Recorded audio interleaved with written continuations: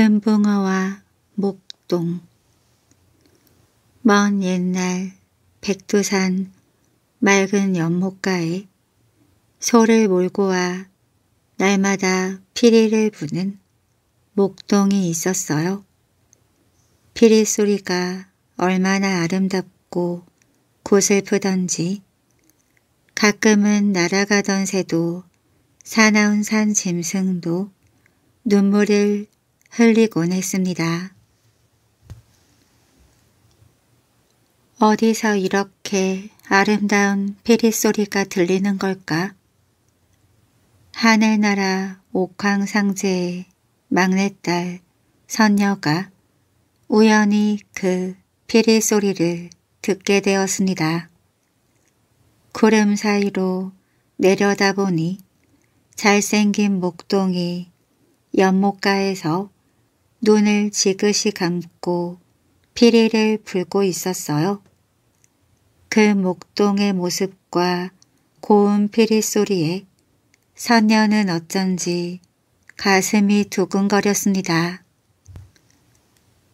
그날부터 선녀는 날마다 연못가를 내려다보며 목동을 기다리게 되었어요. 저 아름다운 소리를 바로 곁에서 들을 수 있다면 얼마나 좋을까? 날마다 애를 태우던 선녀는 어느 날 몰래 하늘나라를 빠져나와 금붕어로 변해서 연못 속에 숨었습니다. 하루 종일 곁에서 목동의 피리 소리를 들으며 선녀는 정말 행복했어요. 하지만 해가 지고 목동이 돌아가면 너무 쓸쓸해 자꾸 눈물이 났습니다. 내일은 꼭 말을 건네봐야지. 다음 날 선녀는 원래의 아름다운 모습으로 변해 목동 앞에 나타났습니다. 목동은 낯선 아가씨를 보고 깜짝 놀랐어요. 당신은 누구세요? 저는 하늘나라 옥황상제의 7딸 중 막내랍니다. 목동님의 피리 소리에 끌려 이곳까지 내려오게 되었어요. 그날 목동의 피리 소리는 고슬픈 소리가 아니라 두 사람의 마음처럼 한없이 맑고 행복한 소리였습니다.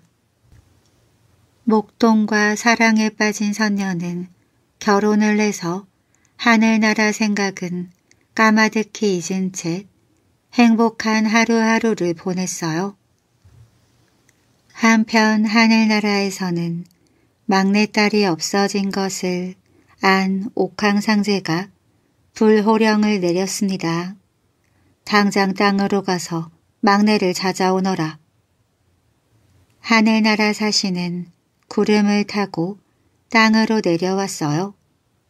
냇가에서 빨래를 하고 있던 선녀는 사신을 보자 얼굴이 하얗게 질렸습니다. 돌아가서 아버님께 전해주세요. 전 이곳에서 살고 싶습니다. 사신의 말을 전해 들은 옥황상제는 벼락치듯 소리를 지르며 화를 냈습니다. 뭐라고? 도저히 못 참겠다. 싫다고 해도 당장 데리고 오너라. 이번엔 힘센 하늘나라 장군이 날개 달린 말을 타고 땅으로 내려왔어요. 비가 오려나 갑자기 하늘이 캄캄해지네. 그 순간 억센 손이 선녀를 휙 잡아채더니 말 위에 태워 하늘로 올라갔습니다. 목동님, 서방님. 선녀는 있는 힘을 다해 목동을 부르며 울부짖었지만 소용이 없었습니다. 괘씸한 것, 다시는 도망가지 못하도록 막내를 캄캄한 바위굴 속에 집어넣어라. 사나운 사자 2마리가 지키는 바위굴 속에 갇힌 선녀는 날마다 목동이 그리워 눈물을 흘렸습니다. 어느 날 6 언니들이 아버지 몰래 바위굴로 찾아왔어요. 잠오는 고기를 먹여 사나운 사자들을 잠재운 언니들은 살금살금 막내에게 다가갔습니다. 막내야, 이러지 말고 제발 아버님께 용서를 빌어. 다시 땅으로 가지 않겠다고 약속을 하면 아버님도 화가 풀리실 거야.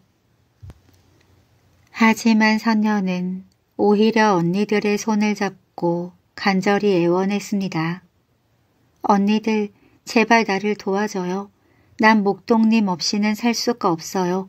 그러니 내가 여기서 나갈 수 있도록 언니들이 도와줘요. 할 수 없구나. 이쪽으로 따라오렴.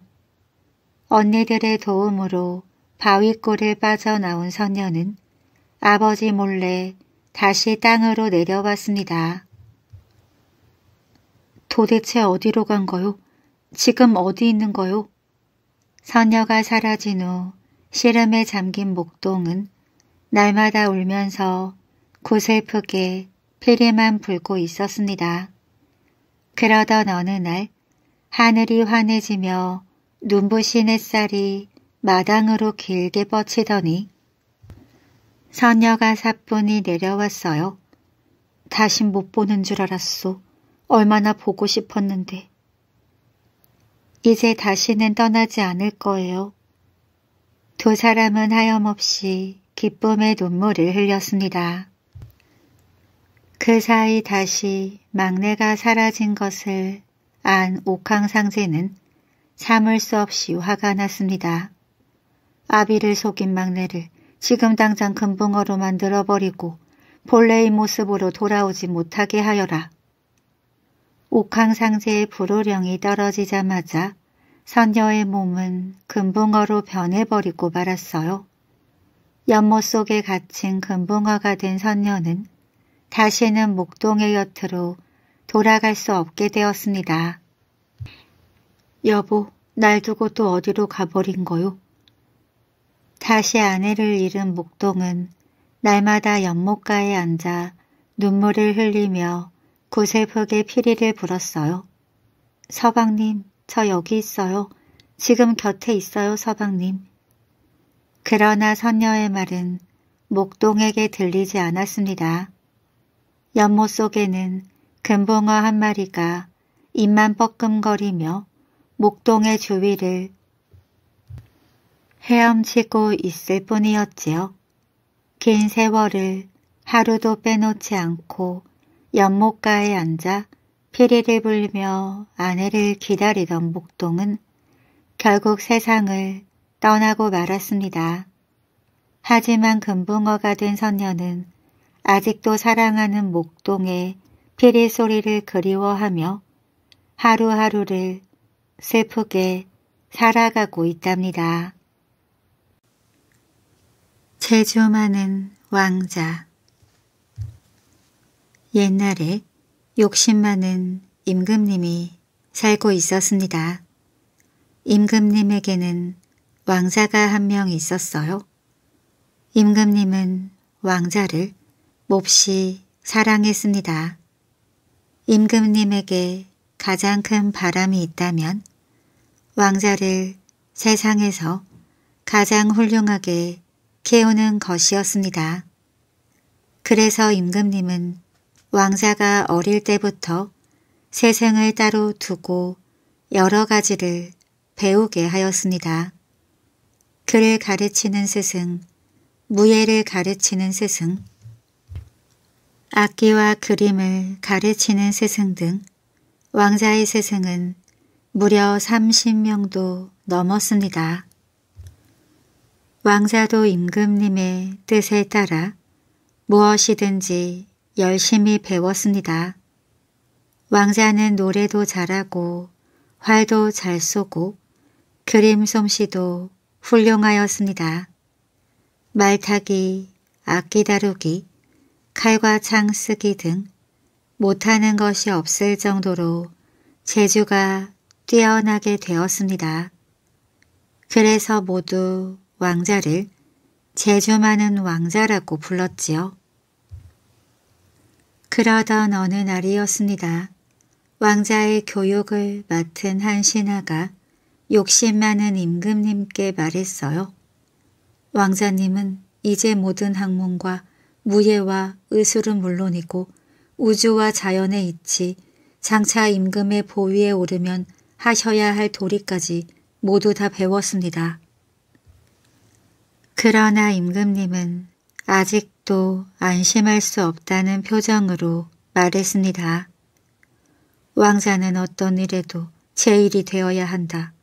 더 배울 것이 없는지 살펴보아라. 바느질과 요리를 빼고는 모두 다 배웠느냐? 신하가 대답했습니다. 네, 그렇습니다. 그렇다면 그것까지 배우도록 하여라. 욕심 많은 임금님은 왕자에게 바느질과 요리까지도 배우도록 하였습니다. 학문과 재주를 다 익힌 왕자는 배운 재주를 시험해 보려고 길을 떠났습니다. 왕자는 길을 가다가 시장에서 꽃신을 만들고 있는 한 노인을 만났습니다. 노인이 만들고 있는 꽃신은 왕자의 신발보다도 훨씬 더 예뻤습니다. 아, 저렇게 예쁠 수가. 저건 내가 미처 배우지 못한 것이잖아. 왕자가 노인에게 물었습니다. 노인장, 이렇게 아름다운 꽃신은 처음 봤습니다. 저에게 꽃신 만드는 기술을 좀 가르쳐 주실 수 없겠소? 그렇게 하시오. 그날부터 왕자는 노인에게 꽃신 만드는 기술을 배우기 시작했어요. 그 일은 생각보다 쉽지가 않았습니다. 하루 이틀 사흘, 한 달이 지나자 왕자도 꽃신을 잘 만들 수 있게 되었습니다. 이만하면 되었겠지. 이젠 왕자가 만든 꽃신도 노인이 만든 것처럼 아주 아름다웠습니다. 왕자는 노인에게 고맙다는 인사를 하고 다시 길을 떠났습니다. 한참을 걷고 또 걸어 강가에 도착한 왕자는 나룻배를 타게 되었습니다. 사공이 노를 젓기 시작하자 나룻배는 거친 물살을 내치며 앞으로 나아갔어요. 한 번도 노 젓는 모습을 본 적이 없었던 왕자는 노 젓는 걸 배우고 싶어졌습니다. 이보시오 사공, 어쩌면 그렇게 노를 잘 젓소? 나도 그 기술을 익히고 싶은데 좀 가르쳐 주겠소? 사공은 흔쾌히 그러겠노라고 하였습니다. 왕자는 그날부터 노 젓는 법도 익혔습니다. 얼마가 지나자 왕자도 사공처럼 강 이쪽에서 저쪽까지 능숙하게 노를 저으며 건너갈 수 있게 되었습니다. 왕자는 또다시 길을 떠났습니다. 한참을 걸어가다 보니 사람들이 집을 짓고 있는 게 보였어요. 참 아름다운 집이구나. 나는 지금껏 집 짓는 기술을 배우지 못했어. 왕자는 목수를 찾아갔습니다. 여보시오, 나는 이 나라의 왕자요. 장차 이 나라의 왕이 되려면 뭐든지 다 할 줄 알아야 하오. 그러니 나에게 집 짓는 법을 가르쳐 줄 수 있겠소? 목수는 그날부터 왕자에게 집 짓는 법을 가르쳐 주었습니다. 집 짓기는 참으로 어려웠습니다. 먼저 집터를 다지는 일부터 배웠어요. 무거운 돌멩이와 흙들을 들어 나를 때에는 너무 힘들어서 허리가 휘청거렸습니다. 그러나 여기서 그만둘 수는 없었습니다. 왕자는 모든 일에 최고가 되어야 했으니까요. 집터를 다진 다음에는 기둥을 세우고 벽을 바르고 문짝을 만들고 왕자는 세상을 두루 돌아다니며 많은 일들을 배웠습니다. 그러는 사이 많은 세월이 흘렀습니다. 왕자가 자기의 재주를 시험하러 나온 지도 어느새 30년이 다 되어갔어요. 그러나 세상 일은 배우고 또 배워도 끝이 없었습니다. 젊었던 왕자의 모습은 사라지고 어느덧 흰 머리카락이 하나둘 늘어가고 있었습니다. 그러나 가는 곳마다 왕자가 배워야 할 것은 아직도 많았으니 그저 답답할 뿐이었습니다. 왕자는 갑자기 슬픈 생각이 들었습니다. 나는 왜 이렇게 살아야 하는 거지? 사람들은 한 가지 재주만으로도 행복하게 잘 살고 있는데 내가 진정으로 배워야 할 것이 무엇일까? 왕자는 그 길로 발걸음을 옮겨 왕이 사는 궁궐로 돌아갔습니다. 세상에서 제일 훌륭한 왕자가 되라던 아버지는 돌아가시고 왕자가 아버지를 이어 왕이 되었어요. 그리고 문득 임금의 자리에 앉아 자기를 돌아보던 왕자는 지금까지 긴 세월을 돌아다니며 익히고 배운 것들이 그다지 중요한 것이 아니라는 사실을 깨달았습니다. 그래, 백성들에게 필요한 임금은 재주 많은 임금이 아니라 백성들의 어려움을 헤아리는 어진 임금이야. 그때부터 임금님은 자기가 배운 재주를 모두 감추고 오직 겸손한 자세 하나로 나라를 다스렸습니다. 백성들은 그런 임금님을 오래오래 사랑했답니다. 보드리 이야기. 아주 먼 옛날 하느님이 온 정성을 다해 세상에서 가장 아름다운 동물을 만들었습니다.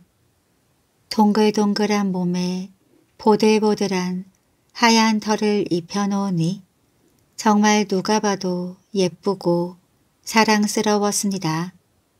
하느님은 이 동물의 이름을 보들이라고 지어주었습니다. 동물들은 모두 보드리의 아름다운 모습을 부러워했어요. 그럴수록 보드리는 더 으스대며 한껏 뽐내고 다녔습니다. 하느님은 나를 제일 사랑하셔. 그러니까 나를 세상에서 가장 예쁘게 만드셨지. 보드리는 점점 다른 동물들을 우습게 여기기 시작했습니다. 어느 날 돼지가 꿀꿀 웃으며 보드리에게 다가왔습니다. 보드라, 너는 정말 예쁘구나. 이렇게 눈이 부시도록 뽀얀 털은 처음 봤어. 당연하지. 이런 털을 가진 건 세상에서 나 하나뿐이거든. 그런데 넌 코랑 꼬리가 왜 그러니? 왜? 내 코와 꼬리가 어때서? 어떻긴 납작한 보리처럼 꾹 눌러놓은 코에다 덩굴처럼 또르륵 말린 꼬리. 정말 볼수록 너무 우스꽝스러워. 보들이 배를 잡고 웃으며 놀려대자 속이 상한 돼지는 울음을 터뜨렸습니다. 다음 날 보드리는 다람쥐를 만났습니다. 예쁜 보드라, 나와 친구할래? 말도 안 돼. 너처럼 조그만 애와 어떻게 친구를 하니? 하지만 나는 너에게 맛있는 도토리도 많이 갖다 줄 수 있는데. 치, 그까지 도토리 너나 실컷 먹으렴. 다람쥐는 고개를 푹 숙이고 돌아갔습니다. 숲속을 걷던 보드리는 사슴과 마주쳤습니다. 보드라, 나랑 놀지 않을래? 내 뿔은 뭐 그렇게 생겼니? 꼭 썩은 나뭇가지 같다. 나무처럼 이상하게 생긴 애하고는 놀기 싫어. 화가 난 사슴은 얼굴을 붉히며 집으로 갔습니다. 멀리서 보드리를 알아본 닭이 반갑게 달려왔어요. 어머, 예쁜 보드라, 우리 같이 놀자. 아휴, 그 뻣뻣한 털이며 머리 위에 그 촌스러운 빨간 모자는 또 뭐니? 난 너처럼 우습게 생긴 애하고는 절대 안 놀아. 화가 난 닭은 날개를 푸드덕거리며 돌아갔습니다. 동물들은 이제 더 이상 보드리에게 함께 놀자고 말하지 않게 되었습니다. 보드리는 우리를 너무 우습게 여겨. 하느님은 왜 보드리만 특별히 예쁘게 만들어주셨을까? 예쁘기만 하면 뭐해. 보드리는 정말 못됐어. 마침내 동물들이 불평하는 소리를 하느님께서도 들으셨습니다. 안 되겠구나. 보드리 너는 모습만 예쁘지 마음씨는 전혀 그렇지 못하구나. 앞으로 다른 동물들을 또 놀리면 그때마다 내 아름다운 털을 한 줌씩 쑥쑥 빠지게 할 테니 그리 알거라. 피, 하느님은 괜히 말로만 그러시는 거야. 저 부엉이 눈 좀 봐. 하마 입은 또 어떻고 어쩌면 하나같이 다들 저렇게 웃기게 생겼을까. 그런데 매일 깔깔거리며 다른 동물들을 놀릴 때마다 아름다운 보드리의 털이 한 줌씩 한 줌씩 빠지기 시작했습니다. 그러더니 정말 얼마 후에는 털이 다 빠져 예전의 아름다운 모습을 찾아볼 수가 없게 되었어요. 그러자 이젠 누구도 보드리의 모습을 칭찬하거나 부러워하지 않았습니다. 어깨가 축 처진 보드리는 눈물을 흘리며 하느님을 찾아갔습니다. 하느님, 그동안 제가 잘못했어요. 다시는 친구들을 놀리지 않을게요. 그러니 제발 제 몸에 다시 예쁜 털이 자라도록 해주세요. 그러면 이렇게 하자. 너에게 친구가 하나씩 생길 때마다 예쁜 털도 조금씩 자라게 해주마. 그 대신에 누군가 너와 친구하지 않겠다고 말할 때마다 내 몸이 조금씩 길어질 것이다. 마음이 급해진 보드리는 여기저기 친구를 찾으러 돌아다녔습니다. 착한 돼지야, 우리 친구하자. 싫어. 나는 납작 눌린 코에 이상한 꼬리를 가졌잖아. 그러니 잘난 너와 어떻게 친구가 될 수 있겠니? 돼지는 뾰루통한 얼굴로 퉁명스럽게 말했습니다. 그러자 동그랗던 보드리의 몸이 정말 조금 길어졌습니다. 보드리는 도토리를 먹고 있는 다람쥐에게 다가갔어요. 귀여운 다람쥐야, 나랑 친구하자. 그럴 순 없지. 잘난 데가 조그맣고 못생긴 나와 창피하게 무슨 친구가 되려고 그러니? 다람쥐는 쌀쌀맞게 말하고 폴짝폴짝 뛰어갔습니다. 보드리의 몸은 또 조금 더 길어졌습니다. 사슴아, 나와 친구가 되어줘. 달가, 제발 부탁이니 친구가 되어줘. 아무리 애원해도 사슴과 닭은 들은 척도 하지 않았습니다. 보드리는 하루 종일 숲속을 헤매고 다녔지만 누구 하나 친구가 되어주지 않았어요. 그러는 동안 보드리의 몸은 자꾸 길어지고 길어져 어느새 다리마저 없어졌습니다. 동물들은 그런 보드리의 모습을 보고 마음껏 웃어댔어요. 하하, 털 하나 없는 저 이상한 몸 좀 봐. 어머, 다리도 없이 땅에 붙어 다니잖아. 보드리는 너무 부끄러워 아무도 볼 수 없는 깊은 숲속으로 숲고 말았습니다. 보드리는 그동안 친구들을 놀린 걸 진심으로 후회했지만 때는 이미 늦었습니다. 아무리 기다려봐도 보드리의 몸은 다시 예전처럼 아름다워지지 않았습니다. 달도 없는 몸으로 땅을 기어다니게 된 보드리는 그 후로 언제부턴가 뱀이라는 이름으로 불리워지게 되었답니다. 공주와 개. 옛날 고신왕이 다스리는 나라에 아름다운 왕비가 살고 있었습니다. 왕비는 무척 건강했는데 아무리 추운 겨울에도 감기 한 번 걸린 적이 없었어요. 임금은 왕비를 끔찍이 사랑했습니다. 시집갈 나이가 된 공주가 아름답고 건강한 것도 다 왕비를 닮아서라며 왕비에게 고맙다고 인사를 할 정도였지요. 그러던 어느 날 일찌감치 잠자리에 들었던 왕비가 한밤중에 갑자기 비명을 질렀습니다. 곁에 누워 자던 임금이 그 소리를 듣고 깨어났지요. 무슨 일이오? 무서운 꿈을 꾸었소. 귀가 아파요. 왕비는 쥐어짜듯 말한 뒤 다시 비명을 질렀습니다. 그리고 너무 아파 방안을 대굴대굴 굴렀지요. 임금은 어찌할 줄을 모르고 있다가 다급히 소리쳤습니다. 밖에 누구 없느냐. 빨리 의원을 데려오너라. 임금의 말에 의원이 달려왔고 왕비를 살핀 뒤 약을 다려주었습니다. 그러나 약을 먹어도 왕비의 귀는 낫지 않았어요. 임금은 용하다는 의원은 모두 불러 모았습니다. 좋다고 소문난 약초도 모조리 구했어요. 하지만 왕비의 귀병은 낫지 않았습니다. 3년이 지나자 임금은 고개를 가로저었습니다. 이제는 틀렸어. 왕비의 귀병은 낫지 않는 병이야. 임금은 왕비를 돌보느라 지쳤고 얼굴도 몹시 야위었습니다. 어느 날 새벽 임금은 왕비의 흥분된 목소리에 잠이 깼어요. 왕비의 손바닥 위에는 벌레 한 마리가 놓여 있었습니다. 이 벌레 좀 보세요. 방금 제 귀 속에서 나왔어요.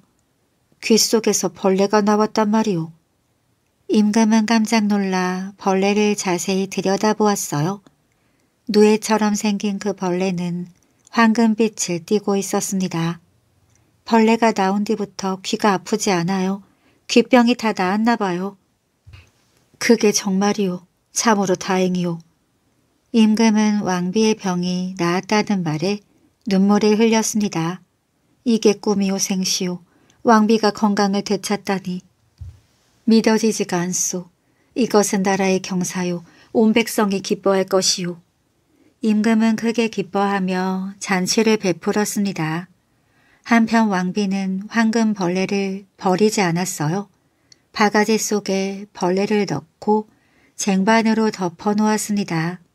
그랬더니 벌레가 무서운 속도로 자라나는데 며칠 만에 커다란 황금빛 개로 변했습니다.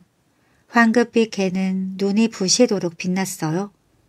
임금은 잠시 황홀히 바라보다가 입을 열었지요. 작은 벌레가 이처럼 훌륭한 개로 변하다니 놀랍구나. 너한테도 이름이 있어야겠지.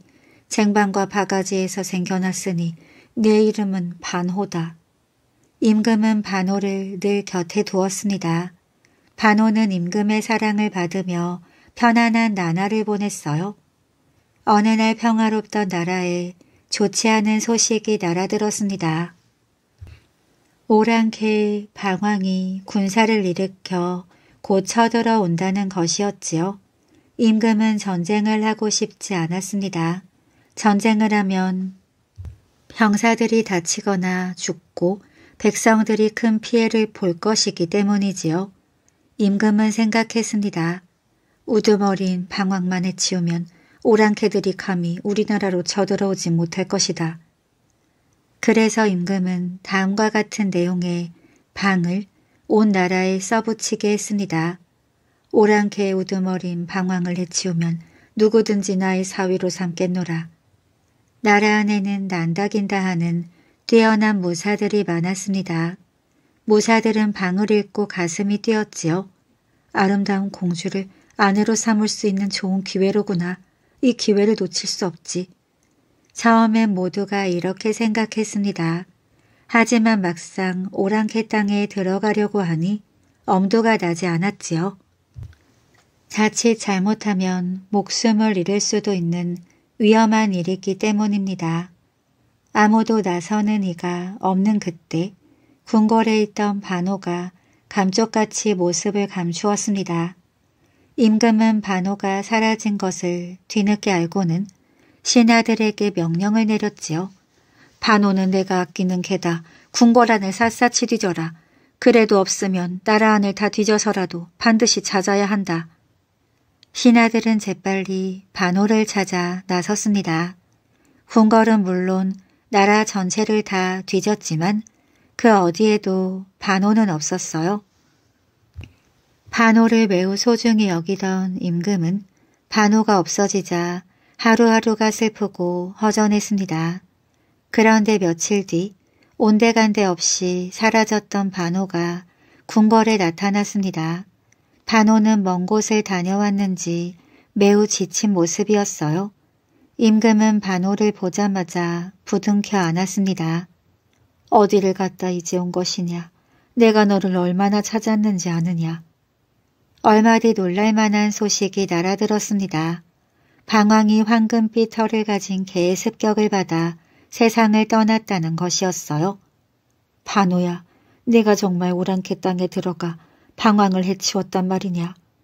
오 장하다. 너는 이 나라를 구한 나의 중성스러운 신하로구나. 임금은 입에 침이 마르도록 반호를 칭찬했어요. 참, 내게 상을 내려야겠구나. 반호야, 무엇이 먹고 싶으냐? 너는 쇠갈비를 좋아하지. 임금은 상다리가 휘어지도록 상을 차리게 했습니다. 상 위엔 반호가 좋아하는 고기가 가득했지요. 반호야, 어서 먹거라. 모자라면 더 줄 테니 천천히 많이 먹거라. 임금은 직접 고기 한 점을 집어 반호의 입에 대주었습니다. 그런데 어쩐 일인지 반호가 고개를 돌리는 것이었어요. 아니 왜 먹지 않느냐. 그새 입맛이 변했느냐. 임금은 알 수 없다는 듯 고개를 갸웃거렸습니다. 고기가 싫다면 생선을 주랴. 참 생선도 좋아하지. 임금은 다시 상을 봐오게 했습니다. 상 위에는 꽁치, 고등어, 갈치 등 온갖 맛있는 생선들이 올라와 있었어요. 그러나 반호는 생선도 입에 대지 않았습니다. 반호는 사흘 동안 아무것도 먹지 않고 궁궐 한 구석에 우울한 모습으로 온종일 엎드려 있었어요. 임금은 몹시 답답했습니다. 반호가 왜 저러지? 도대체 무슨 영문인지 모르겠네. 임금은 골똘히 생각해 보았습니다. 혹시 반호가 오나라에 써붙여놓은 방을 읽은 게 아닐까? 오랑캐 우두머린 방황을 해치우면 누구든지 나의 사위로 삼겠다는.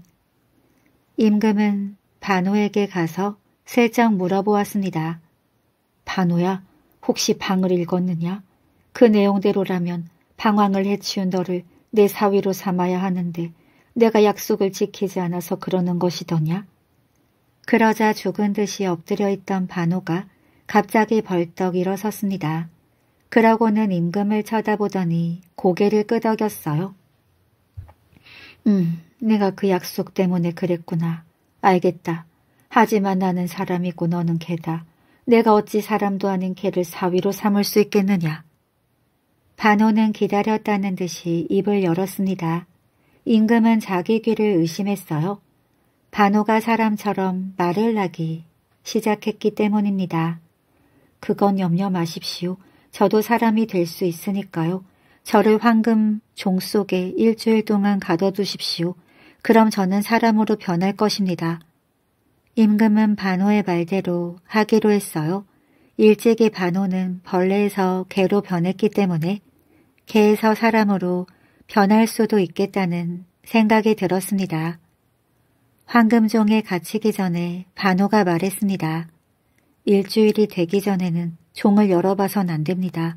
종 근처에 아무도 얼씬 못하게 해주십시오. 반호는 이렇게 부탁한 뒤 황금종 속에 들어갔습니다. 한편 공주는 반호가 사람이 되기를 초조하게 기다리기 시작했어요. 반호가 사람이 된다니 꿈 같은 일이야. 반호는 어떤 사람으로 변할까?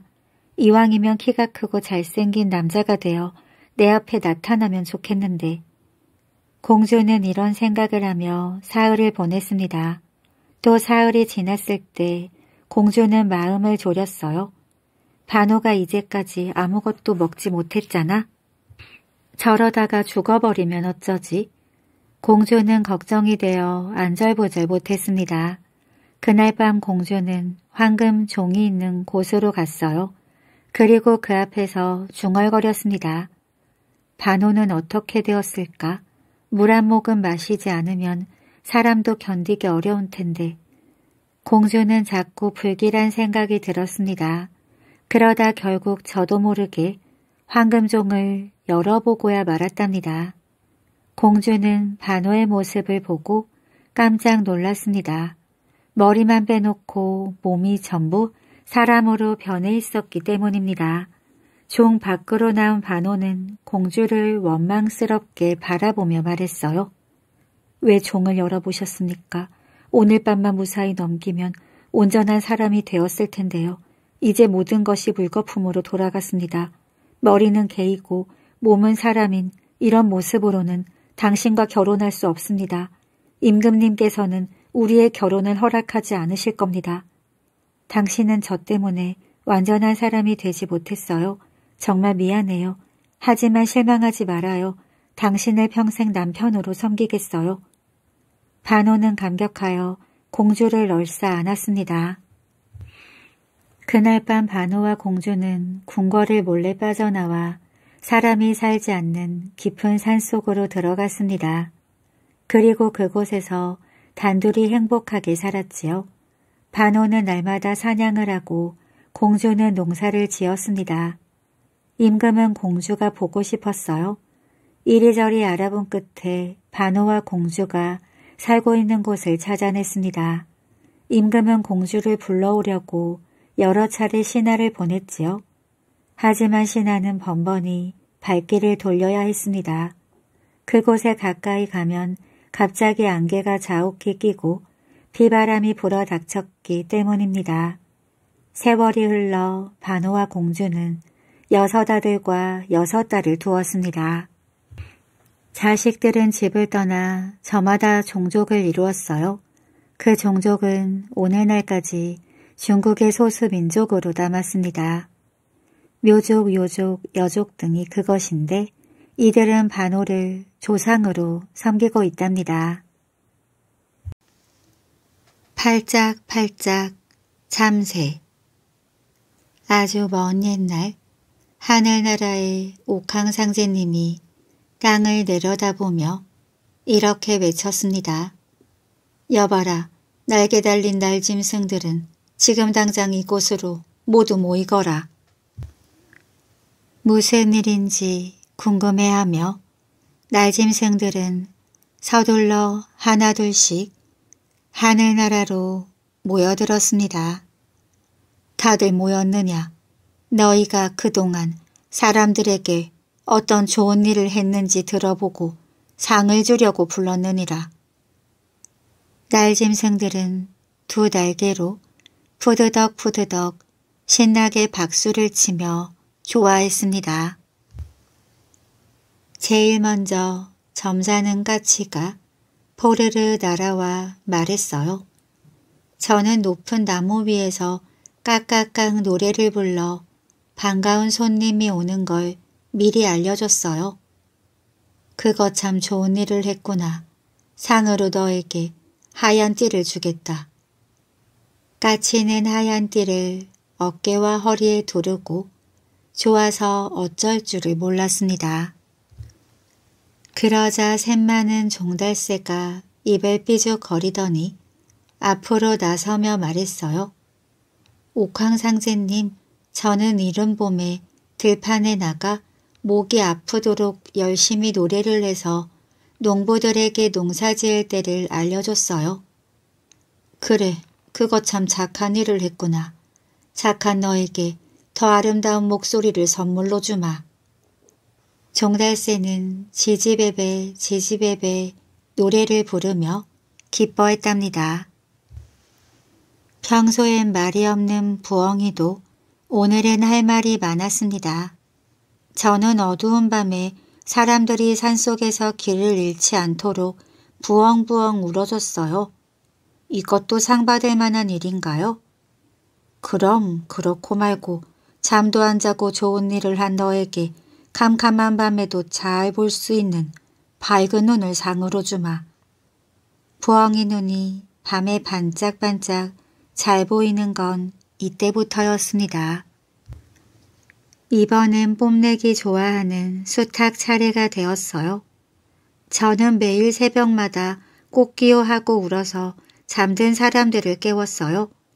너도 정말 좋은 일을 했구나. 어떠냐? 너에게 이 붉은 모자가 상으로 어울릴 것 같은데. 수탉은 붉은 모자를 쓰고 머리를 꼿꼿이 세우며 한껏 뽐을 냈습니다.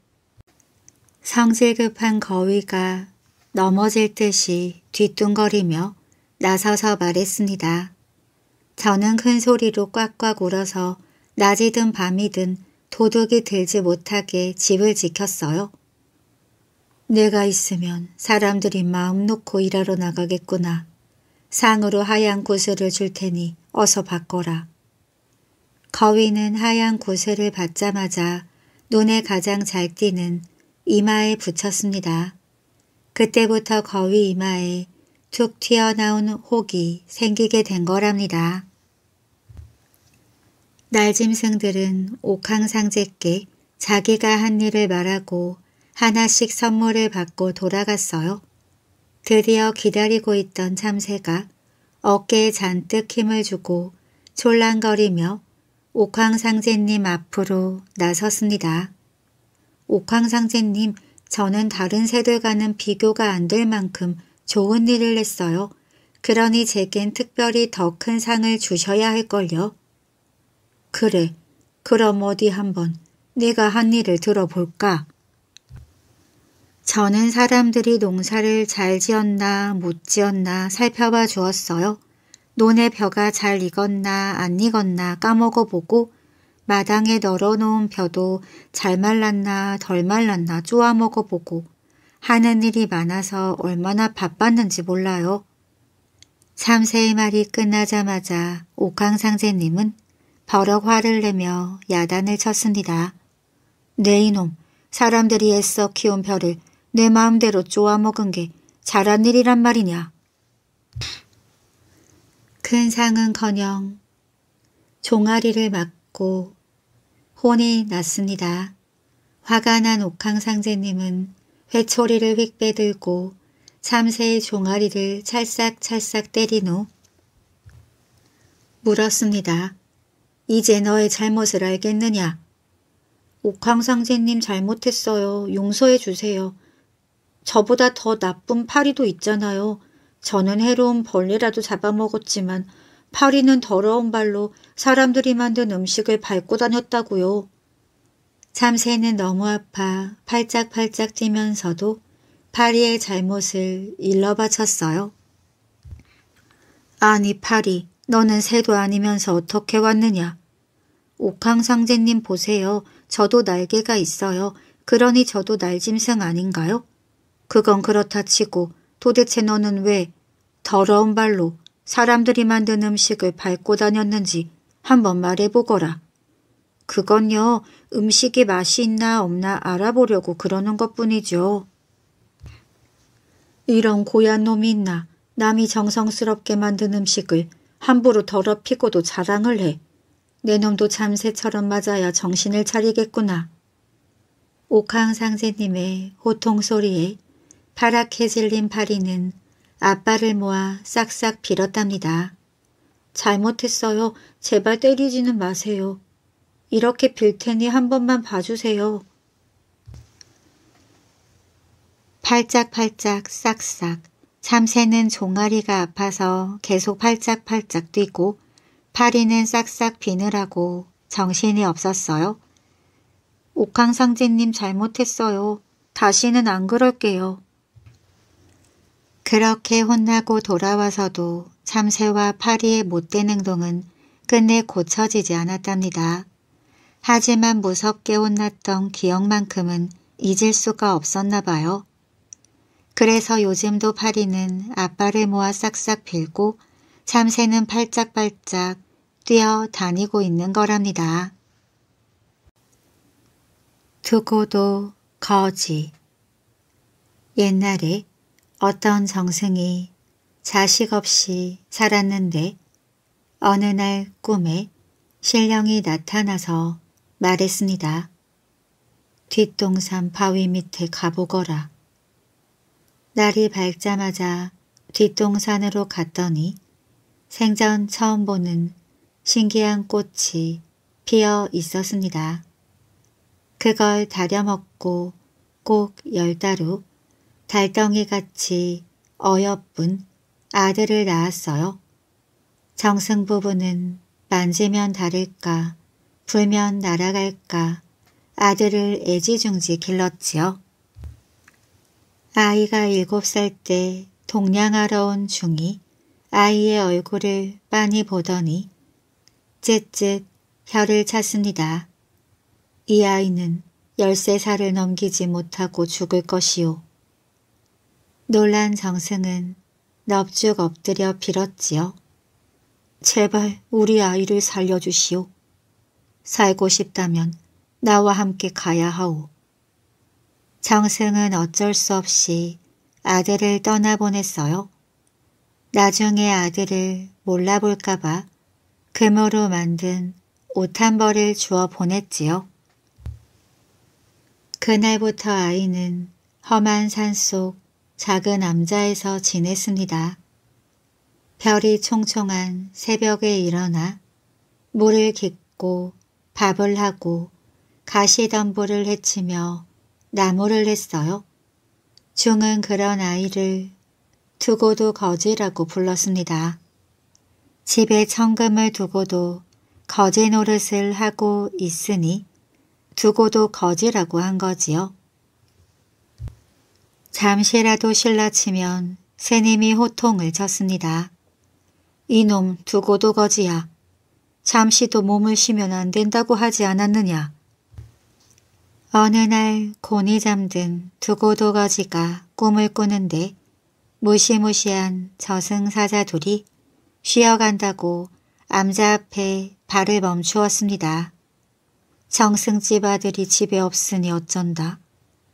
두고도 거지는 가슴이 덜컥 내려앉았지요. 이 근처에서 아무나 잡아가자. 아니야, 13살까진 아직 시간이 남았으니 좀 더 찾아보자. 저승사자들은 그렇게 말하고는 암자 앞을 떠났습니다. 두고도 거지는 어찌나 놀랐는지 꿈을 깬 후에도 가슴이 벌렁거렸어요. 꿈 이야기를 들은 스님이 말했습니다. 너와 헤어질 때가 된 모양이구나. 이제는 너 혼자 힘으로 살 길을 찾아야 한다. 13살 생일까지만 고생을 참고 견디면 저승사자도 너를 어쩌지 못할 게다. 힘들 때는 이게 도움이 될 게야. 스님이 예쁜 옥피리를 건넸어요. 두고도 거지는 산을 넘고 물을 건너 걷고 또 걸었습니다. 몇 날 며칠 먹지도 못하고 자지도 못했지요. 두고도 거지는 큰 마을에 가장 큰 부잣집으로 가서 머슴으로 일하게 해달라고 했습니다. 부잣집은 암자보다 일이 훨씬 많았어요. 꼭두 새벽에 일어나 넓은 마당을 쓸고 부뚜막에 앉아 허겁지겁 밥을 먹고 나무를 하고 장작을 패고 소며 말이며 집 짐승들을 돌보아야 했지요. 두고도 거지는 잠시도 게으름을 피우지 않았습니다. 부잣집에는 딸이 셋 있었는데 큰딸과 둘째 딸은 천하의 게으름뱅이였어요. 툭하면 두고도 거지를 불러 밥을 떠먹여달라, 세수를 시켜달라. 자기들은 손끝 하나 까딱하지 않았습니다. 하지만 셋째 딸은 달랐어요. 누더기가 된 옷을 꿰매주기도 하고 몰래 먹을 것을 주기도 하고 일을 시키는 척하고 잠깐 쉬게도 해주었지요. 어느 날 두고도 거지는 말을 몰고 먼 산으로 갔습니다. 대궐 같은 집을 두고 머슴살이나 하다니 자기 신세가 하도 처량해서 옥피리를 불었지요. 삐릴리 맑은 피리 소리가 울려 퍼지자 힝 하늘에서 용마가 나타나는 게 아니겠어요? 구름처럼 새하얀 용마는 자기 등에 오르라는 듯 몸을 낮췄습니다. 그날부터 서러울 때마다 두고도 거지는 용마를 타고 하늘을 날았지요. 하루는 마을에서 큰 잔치가 벌어졌어요. 말 고삐를 잡고 서 있자니 큰딸이 소리쳤습니다. 이 높은 말을 어떻게 타라는 게야? 어서 엎드리지 못해? 큰딸은 두고도 거지의 등을 밟고 말을 탔어요. 둘째 딸도 소리쳤습니다. 이 높은 말을 어떻게 타라는 게야? 둘째 딸도 두고도거지의 등을 밟고 말을 탔어요. 셋째 딸이 나오자 두고도거지는 또 냉큼 엎드렸지요. 사내는 함부로 엎드리는 법이 아니란다. 셋째 딸은 혼자 생글생글 웃으며 말에 올랐습니다. 홀로 남은 두고도거지가 곰곰이 생각해 보니 바로 그날이 13번째 생일이지 뭐예요. 두고도거지는 아버지가 준 금옷을 꺼내 입었습니다. 그러고는 옥피리를 불어 용마를 타고 잔치집으로 날아갔지요.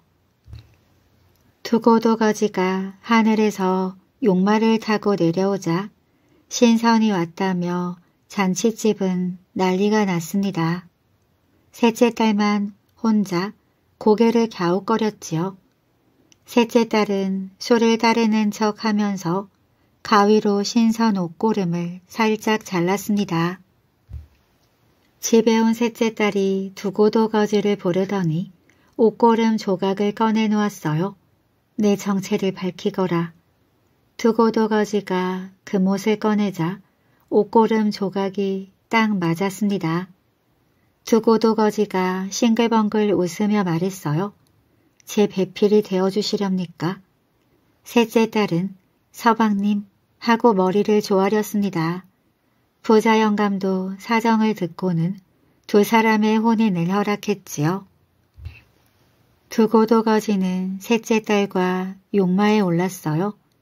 부모님께 인사를 드리러 가려는 겁니다. 용마가 날아오르자 큰딸과 둘째 딸은 그 모습을 잘 보려고 앞다투어 지붕으로 올라갔습니다. 아이고, 내가 왜 몰랐을까? 둘은 목 놓아 울며 내려올 줄을 모르더니 그 자리에서 버섯이 되고 말았대요. 두고도거지와 셋째 딸은 그 후로 오래오래 행복하게 살았답니다. 할미꽃. 아주 먼 옛날 어느 산골에 홀로 된 어머니가 세 딸과 함께 가난하게 살았습니다. 어머니는 남의 집에 가서 빨래나 바느질을 해주고 방아도 찧어주며 겨우겨우 살아갔어요. 그렇게 손이 다트고 갈라지도록 밤낮 없이 일을 해 세 딸을 정성껏 길렀습니다. 어느새 예쁜 처녀가 된 딸들이 시집갈 나이가 되었습니다. 어머니는 첫째 딸에게 물었어요. 어떤 사람에게 시집을 가고 싶니? 전 꼭 부잣집으로 가고 싶어요. 어머니는 몸이 아프도록 일을 해 첫째 딸을 한국에 넘어 부잣집으로 시집 보냈습니다. 어머니는 둘째 딸에게도 물었습니다. 너는 어떤 사람에게 시집을 가고 싶니? 저는 벼슬을 하는 선비 아니면 안 가겠어요. 어머니는 잠도 못 자고 더 많이 일을 해 둘째 딸을 두 곡에 넘어 선비에게 시집 보냈습니다. 두 딸을 시집 보내고 나니 아무것도 남은 게 없던 어머니는 한숨을 쉬며 걱정했어요. 막내야, 너도 이제 시집을 가야 하는데 아무것도 줄 게 없으니 어쩌니? 어머니 걱정 마세요. 저는 착하고 부지런한 농부에게 시집 갈 거예요. 막내딸은 세곡에 넘어 가난한 농부에게 시집을 갔습니다. 세 딸을 시집 보낸 어머니는 여전히 남의 집 일을 해주며 어렵게 살았습니다. 그러면서도 늘 시집간 딸들만 걱정했어요. 어느 날은 한곡에 넘어 큰딸네 집에 가서 옷감 짜는 일을 해주고 어느 날은 두 곡에 넘어 둘째 딸네 집에 가서 빨래를 해주었습니다. 어머니 힘드신데 이제 그만 쉬세요. 가난한 막내딸은 어머니를 자주 찾아와 따뜻한 밥도 지어주고 힘든 빨래도 해주었어요.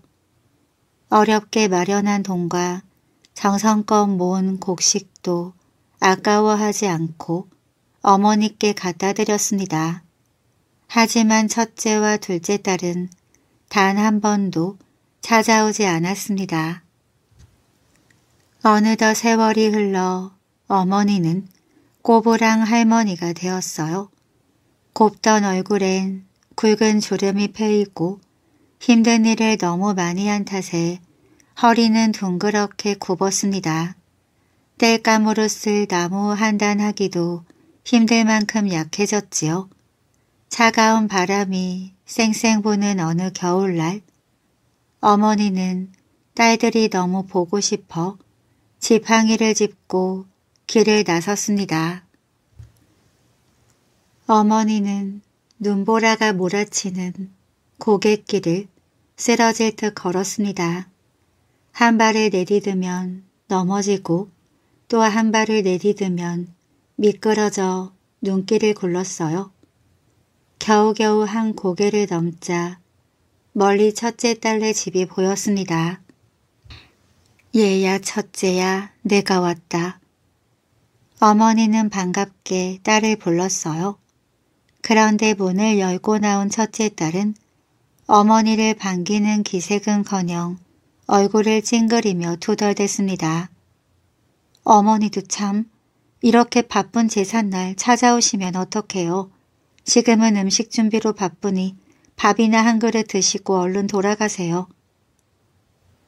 어머니는 겨우 찬밥 한 덩어리만 얻어먹고 첫째 딸네 집을 나왔습니다.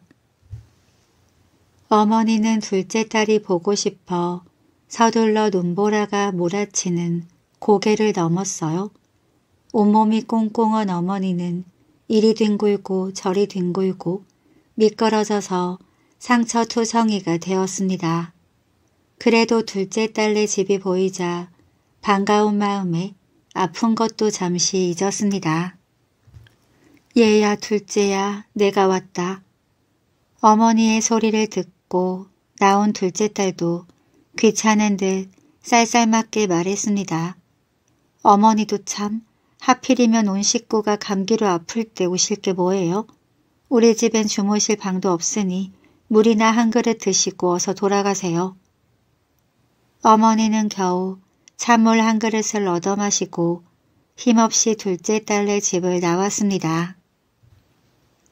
첫째와 둘째 얼굴을 봤으니 막내를 보러 가기로 한 어머니는 비틀거리는 몸을 지팡이에 의지한 채 다시 고개를 넘기 시작했어요.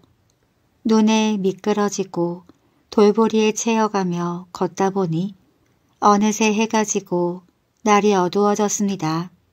어두워진 겨울 산속의 밤은 이가 덜덜 떨리도록 추웠어요. 드디어 저 멀리 셋째 딸이 살고 있는 마을의 불빛이 보였습니다. 그러나 지친 어머니는 더 이상 한 걸음도 걸을 수가 없었어요. 그래도 막내딸의 얼굴을 떠올리며 마지막 힘을 내려던 어머니는 그만 그 자리에 풀썩 쓰러지고 말았습니다. 울음 섞인 목소리로 애타게 막내를 부르던 어머니는 끝내 숨을 거두고 말았어요. 며칠 후 어머니를 찾아뵈러 고갯마루를 넘던 막내딸은 눈에 덮여 싸늘하게 굳어버린 어머니를 발견했습니다. 어머니, 눈을 뜨세요. 막내딸은 양지 바른 곳에 어머니를 고이고이 묻어드렸어요. 긴 겨울이 지나고 따뜻한 봄이 왔습니다. 막내딸은 어머니의 무덤을 찾아와 하염없이 눈물을 흘렸습니다.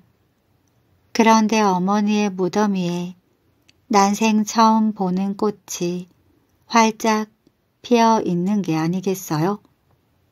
등이 굽은 모습이 꼭 어머니를 닮은 그 꽃은 막내딸을 보고 조용히 웃고 있었습니다.